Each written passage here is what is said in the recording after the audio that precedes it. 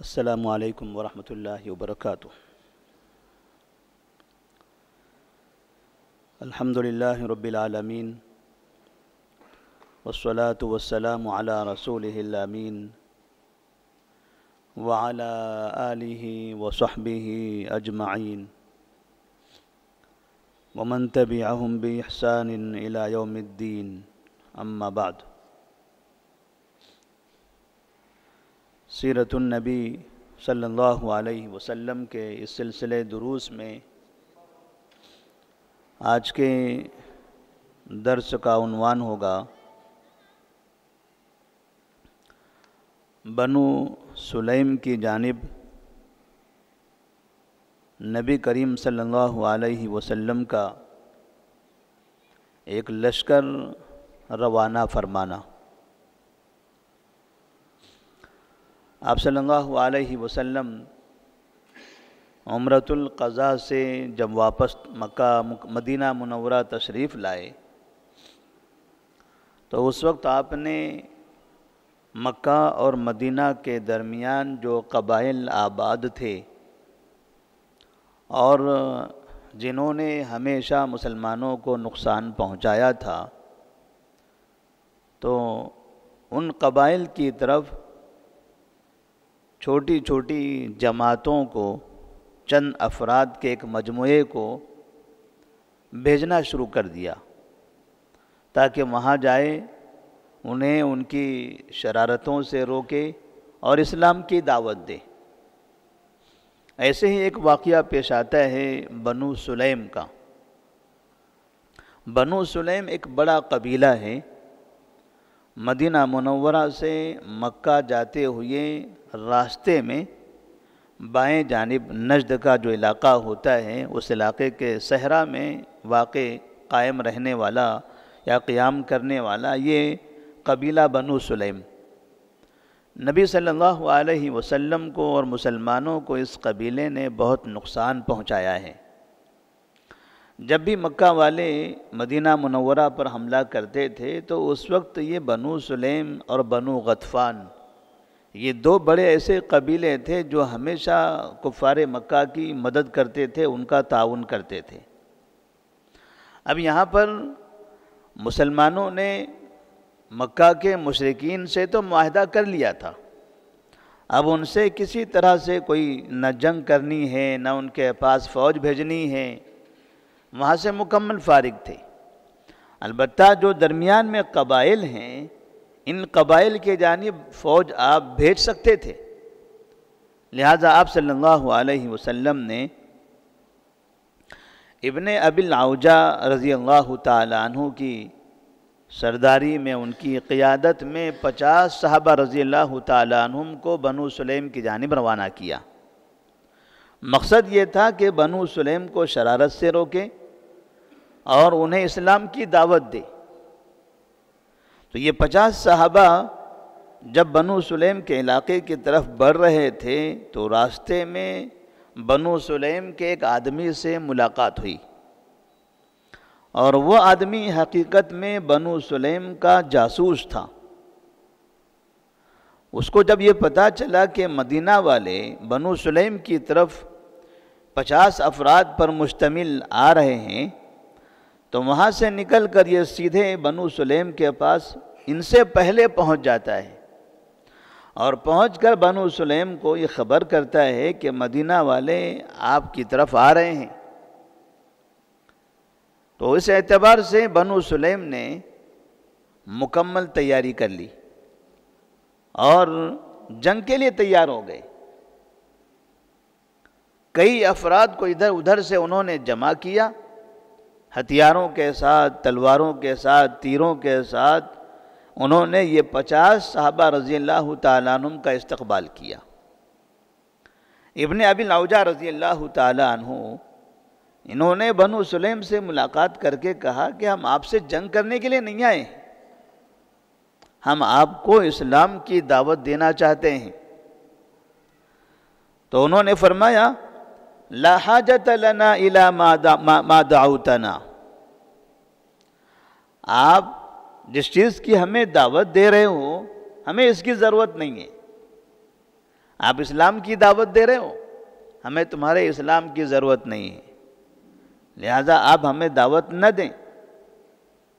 اور اس طرح سے انہوں نے ابن ابی الاوجاع رضی اللہ تعالیٰ عنہ اور دیگر 50 صحابہ رضی اللہ تعالیٰ عنہ پر تیر برسانا شروع کر دیا۔ اچانک حملے سے مسلمان کافی پریشان ہو گئے، اور حملہ اتنا سختی کے ساتھ تھا، اتنا شدت کے ساتھ تھا، چونکہ یہ لوگ پہلے سے تیاری کر چکے تھے اور ان کے پاس زیادہ طاقت تھی۔ مسلمان یہ سمجھ رہے تھے کہ ہم اسلام کی دعوت دیں گے، ان سے ملاقات کریں گے، واپس چلے جائیں گے، لیکن جب یہاں انہوں نے تیر برسانا شروع کر دیا، حملہ کرنا شروع کیا، تو مسلمان تتر بتر ہو گئے، اور تقریباً 50 میں سے اکثر مسلمان مار دیے گئے، سب کا قتل ہو گیا۔ بعض روایتوں میں کہ صرف 2 لوگ زندہ بچے تھے، باقی سارے کے سارے لوگ مارے گئے۔ ابن ابی الاوجاع رضی اللہ تعالیٰ عنہ جو سردار تھے، وہ زخمی میدان میں پڑے ہوئے تھے، بعد میں انہیں اٹھا کر مدینہ منورہ پہنچا دیا گیا۔ تو سن 7 ہجری میں عمرۃ القضاء کے بعد ایک بڑا حادثہ یہ پیش آتا ہے مسلمانوں کے لیے کہ تقریباً 50 افراد خواہ ایسے ہی مار دیے جاتے ہیں۔ اسے سمجھ میں آتا ہے کہ نبی کریم صلی اللہ علیہ وسلم اور صحابہ رضی اللہ تعالیٰ عنہم کو جو اتنی قوت حاصل ہو گئی تھی کہ مکہ میں تو آپ انتہائی شان و شوکت کے ساتھ داخل ہو گئے، لیکن یہ قبیلے کے پاس جا کر مسلمان شہید ہو گئے، یہاں ان کا نقصان ہو گیا۔ تو ایسا ہو سکتا ہے کہ طاقتور قوم کسی جگہ پر کمزور ہو جائے، طاقتور قوم ہو، طاقتور فوج ہو، اور ہر جگہ وہ کامیاب ہوتی رہے، ایسا ضروری نہیں ہے۔ جیسے ہم نے دیکھا ہے،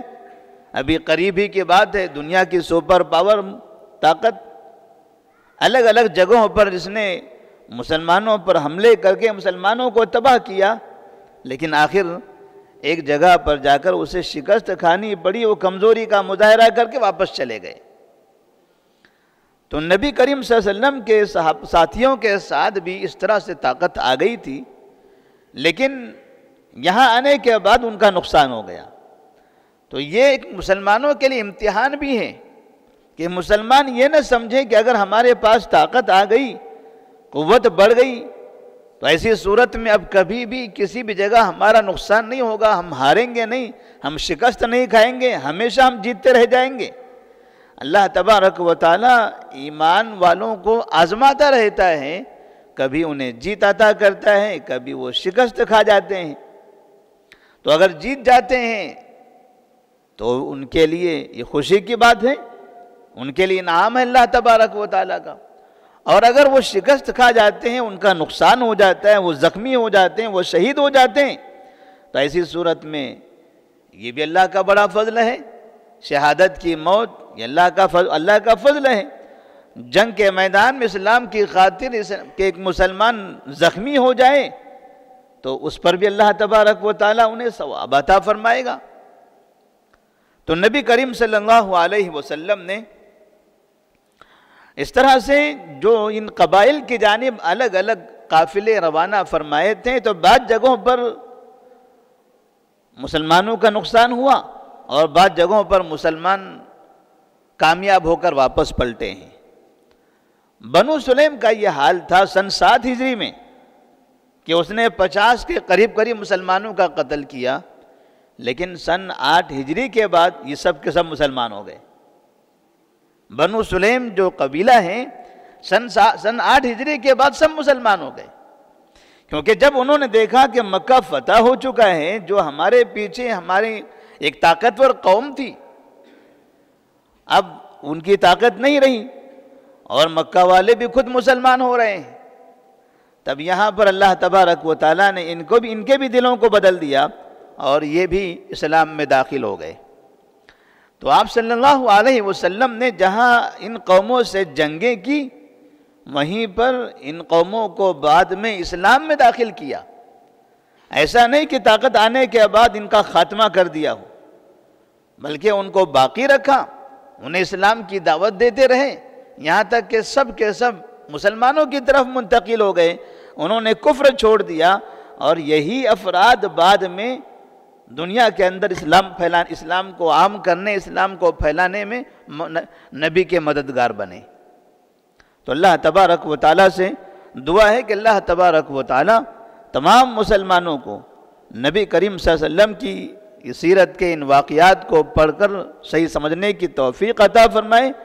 اور مسلمانوں کے دلوں میں اس بات کا ایمان ہونا چاہیے کہ مسلمان اگر کبھی دنیا کے اندر کسی جگہ کمزور پڑ جاتے ہیں، شکست کھا جاتے ہیں کسی قوم کے ساتھ میں، تو انہیں یہ نہیں سمجھنا چاہیے کہ یہ اللہ کا عذاب ہی نازل ہو گیا، کیونکہ بعض مرتبہ مسلمان ایسا ہی تصور کرتے ہیں کہ اگر کسی جگہ مسلمان کمزور پڑ گئے، مغلوب ہو گئے، تو کہتے ہیں ان پر اللہ کا عذاب نازل ہو گیا۔ تو ضروری نہیں کہ ہر چیز، ہر سزا یا ہر پریشانی اللہ کا عذاب ہی ہو، بلکہ اگر وہ مومن ہوں گے، اسلام پر قائم ہوں گے، اور پھر ان پر تکلیف آئے گی، تو ہم یہ کہہ سکتے ہیں کہ اللہ تبارک و تعالیٰ کی جانب سے آزمائش ہے، اللہ تبارک و تعالیٰ ان کے گناہوں کو ختم کرنے کے لیے انہیں مصیبت میں مبتلا کیا ہوا ہے۔ والسلام علیکم ورحمۃ اللہ وبرکاتہ۔